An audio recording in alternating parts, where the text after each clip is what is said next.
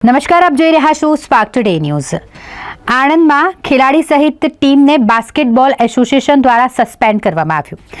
બાસ્કેટબોલની ચેમ્પિયનશિપમાં ભાગ લેવા ગયેલા આણંદના ખેલાડીઓ દ્વારા યુનિવર્સિટી હોસ્ટેલમાં દારૂની મહેફિલ માણીને દાદાગીરી કરીને અસભ્ય વર્તન કરાયું હતું, જેથી યુનિવર્સિટી દ્વારા પોલીસને જાણ કરાતા પોલીસે અરજીના આધારે ખેલાડીઓને ઝડપી પાડ્યા હતા। ત્યારબાદ જામીન ઉપર ખેલાડીઓને મુક્ત કરીને આગળની તપાસ હાથ ધરવામાં આવી।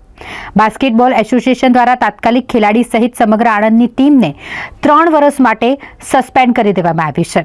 પાટણમાં સ્ટેટ બાસ્કેટબોલ એસોસિએશન દ્વારા આયોજિત બાસ્કેટબોલ ચેમ્પિયનશિપમાં ભાગ લેવા આવેલા 15 ટીમોની યુનિવર્સિટીની રૂસા હોસ્ટેલમાં રહેવાની વ્યવસ્થા કરવામાં આવી હતી, જે પૈકી એક ટીમ દ્વારા હોસ્ટેલના રૂમ નંબર 6માં દરવાજો બંધ કરી આણંદના કેટલાક ખેલાડીઓ દ્વારા દારૂની મહેફિલ કરવામાં આવી રહી હતી।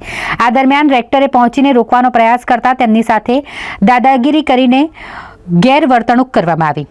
આ મામલે રેક્ટર લાડજીજી દ્વારા ખેલાડી વિરુદ્ધ દારૂની મહેફિલ અને દાદાગીરી તેમજ ગાડી ઉપર નાખવાના પ્રયાસની ફરિયાદ નોંધવા માટે લેખિતમાં અરજી આપવામાં આવી હતી। પોલીસ દ્વારા ખેલાડીઓને જામીન પર મુક્ત કરવામાં આવ્યા। અરજી આધારિત તપાસ હાથ ધરી। આ મામલે હાલમાં કોઈ ફરિયાદ નોંધવામાં નથી આવી। પોલીસે અરજીના આધારે આણંદના જયદીપસિંહ ચૌધરી સહિત અન્ય ખેલાડીઓની અટકાયત કર્યા બાદ જામીન પર છોડી મૂકવામાં આવ્યા હતા। જોકે બાસ્કેટબોલ એસોસિએશનના જોઈન્ટ સેક્રેટરી વિનુભાઈ ચૌધરીએ આ મામલે જણાવ્યું કે યુનિવર્સિટીમાં આવી ઘટનાનું પુનરાવર્તન ન થાય માટે સોમવારે સવારે 7 વાગે જ તમામ ટીમોને હોસ્ટેલમાંથી રૂમ ખાલી કરાવી દેવામાં આવ્યો હતો। સાથે જ આણંદના ખેલાડીઓ સહિત ટીમને બાસ્કેટબોલ એસોસિએશન દ્વારા 3 વર્ષ માટે સસ્પેન્ડ કરવામાં આવ્યું છે।